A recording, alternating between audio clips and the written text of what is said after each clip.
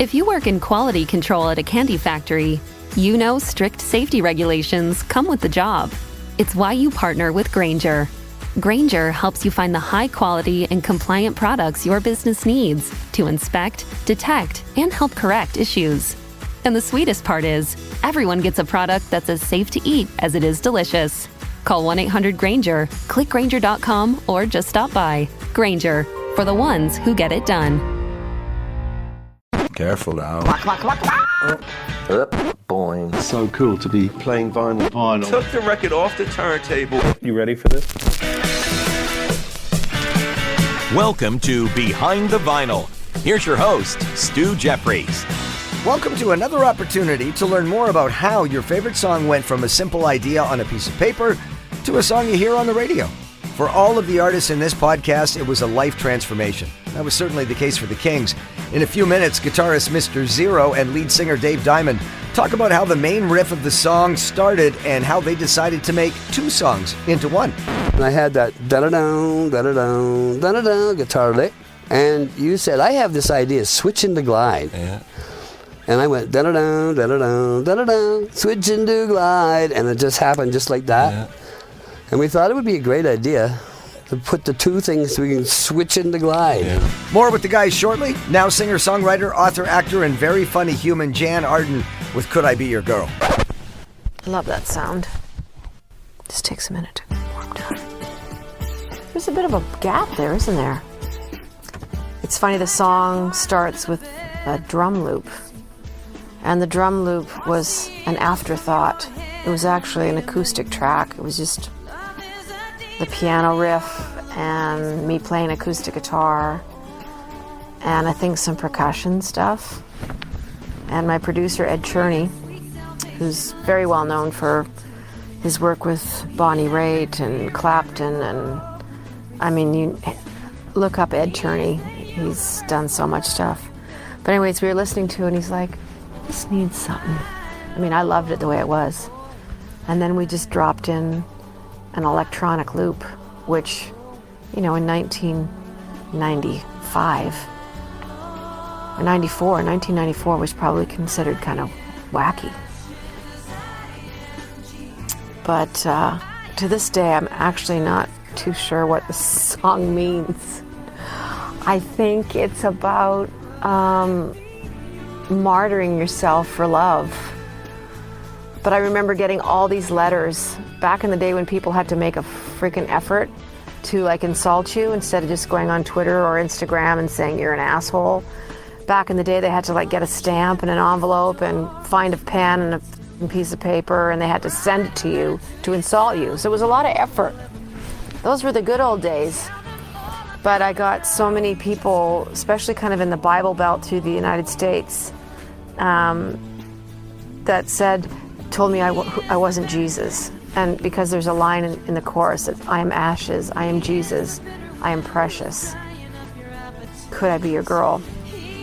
And like I said, I don't completely know what I meant, but it was like martyring yourself for love and sacrificing yourself for love and kind of giving up your own personality to love somebody else. I mean, when you think about falling in love with someone, it's kind of ridiculous. You are simply going on hormones and electricity and little sleep and no food, and you're basically throwing yourself at someone who you don't know at all. You don't know if they have a record, if they've, robbed banks, stolen cars, murdered people. You don't know if their family is, on feeding tubes living in an attic somewhere outside of Balzac, Alberta. Like, you know nothing about these people, and you're like goo-goo about them. So I'm glad at my age now that falling in love is a much different process than what it was when you're 22. But my favorite part of the song, getting back to the song, has always been the backup vocals, the Oh My Lords. And there was a woman named Lynn Elder, and I forget what the other guy's name was. I should know, he's going to kill me. I'm going to look it up and phone it in to you. And he sang on quite a few of my records, so I really feel like a dip. But they did quite a bit of work on my first and second, and I think the third record as well, doing backup vocals. Just magical. I'm not a very good backup vocal singer, I should tell you that. Yeah, it's fun to listen to these tracks and just the great musicianship. It's funny, this is a drum loop, and I played with some of the best drummers in the world on this record. I had Jim Keltner, Traveling Wilburys, the frickin' Beatles, for God's sakes. Everybody. Jim Keltner's one of the best drummers in the world, and Kenny Aronoff, who's another one of the greatest drummers in the world. I had 2 great drummers on this record, and we used a drum loop. A little bit embarrassing. But yeah, everyone was sober. Nobody smoked pot. And it was a really amazing experience. And it was all recorded, like the rest of the song was live off the floor, which is kind of unheard of now as well. We stood there and played the damn song. If you ever see Jann Arden in concert, not only will you be wowed, you will be laughing, as she is equally talented in the humor department. You're listening to Behind the Vinyl, the podcast. I'm your host, Stu Jeffries, and it's not very often you can find a band that have been together for over 40 years with all their original members. Unless, of course, you call yourselves Honeymoon Suite. It's pretty impressive. Here, Derry Grahan and Johnny D share a moment to tell us about their song, New Girl Now. There you go, Derry. It's been a while since I've queued up an album. Anyways, this is the song that started it all, huh? I guess it is. Yes, it is. At least there's a singer on it now. I wrote this when I was in college, a few years before I met Johnny, and demoed it myself. And a few years later, when I moved to Toronto, I joined Honeymoon Suite, and we were a bar band at that point, doing 6-nighters and whatnot. And we wanted to be an original band, so I had a couple of originals that played them for Johnny, and he really liked this one and a couple others, and so we started sneaking them into the set with the Billy Idol and the Flock of Seagulls that we had to play, and it just kind of, It's the songs that we told the owners that we didn't play that got us fired. But as long as we could get up on those days, or 45-minute sets, right? If we could make it through the first 45, then the crowds would stay. So we ended up demoing the song.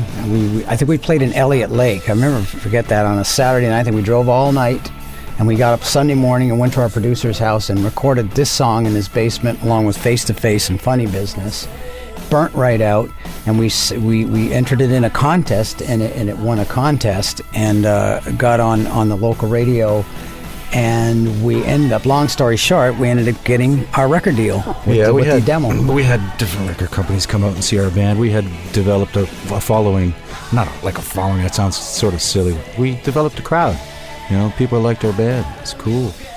But this is well, we were always doing originals on stage, whether they were known or not. When I first met Derry, I had a bunch of songs, and Derry had a bunch of songs, and it's like, what is that? Like, what is this? I gotta sing that, and that's pretty much where it started. Yeah. As for the recording, we did this at, things just after we signed the deal, we were just going crazy. We were so happy to be, all of a sudden a real band with a record deal. They got us right in the studio. It was actually phase 1. That's right. In Toronto. And I think we went and cut all the beds in 2 weeks. Beds, overdubs, everything, which is unheard of. And I think the budget for that album was 50 or 60 grand. I mean, we were just banging it out. But that energy, when you listen to this, you can hear that energy that we had. And I hear there's a nervousness in the vocal, and one of the reasons for that is nowadays it's all digital, right? And it's like, okay, do it again. But back in those days, it was like the 2-inch tape. 2-inch tape. So you're waiting, as a vocalist, okay. So there's a nervousness in it, and I hear it now. It's like, it's totally cool. Yeah. Want to get it back. Get that 2-inch tape back out, you know? I miss it. I miss it greatly. What a lot of memories right there. Yeah, and I think they even very sped it up a little bit, which made Johnny's voice sound. Yeah, they did that very speed thing. It's killing me to this day. It's really chipmunky. It's because the tempos weren't exactly right, and so they sped them up a little bit. But if it goes too far, then it's chipmunk Johnny.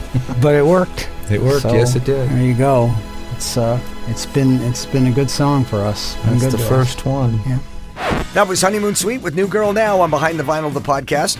We finished this season with a humble story about an Oakville, Ontario, Canada rock band that formed in 1977, and unlike many Canadian artists at the time, managed to break into the all-important U.S. market, so much so that they managed to be musical guests on American Bandstand with Dick Clark. Here's Mr. Zero and Dave Diamond on This Beat Goes On, switching to Glide. Look at that. I haven't done that for many years. I know. What is that? Yeah. The extreme. I've heard this riff before. I remember, yeah. Was that a strip joint you wrote that? Well, back in the day, remember when I used to play six-string with the band? I played bass and six-string. And I was tuning the guitar, remember? Down, down, down, down. And Sonny, our keyboard player, said, "What is that?" And I said, "I don't know."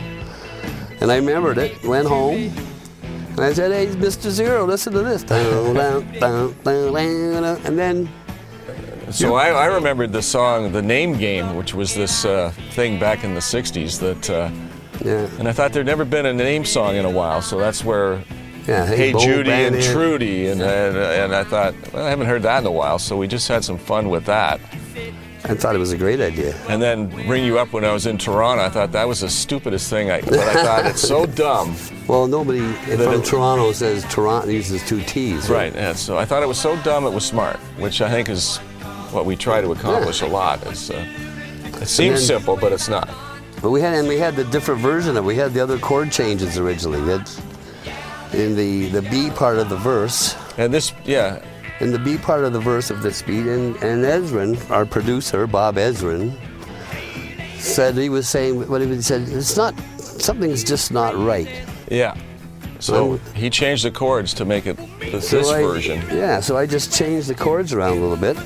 Left the studio for half an hour, and then an hour. The Mercedes. We used to have this Mercedes that I bought car. for $600. The 4 on the tree. It was a 64 220S.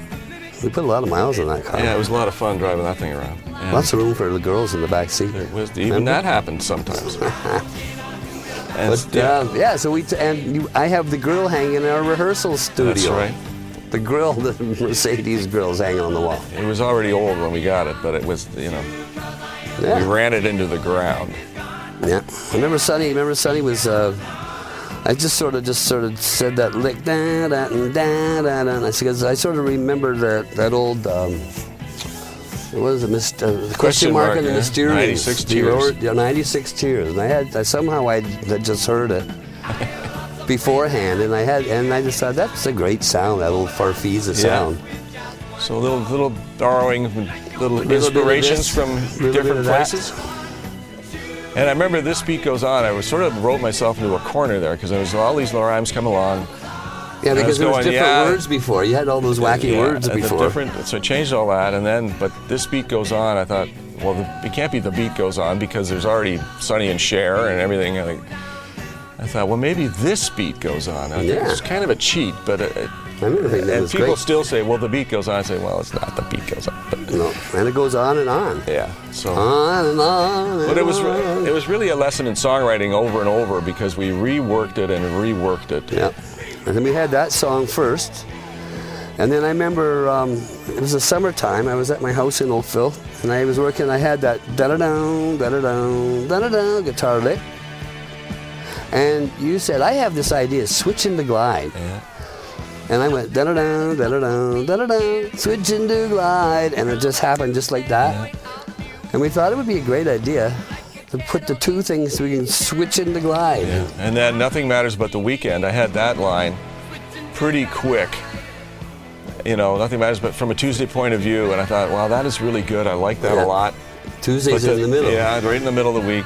Just as far from Friday on each side. And then but the next line, Like a Kettle in the Kitchen, that took me forever. I feel esteemed because it was like, it's got to rhyme, it's got to be good, it's got to be hooky and creative.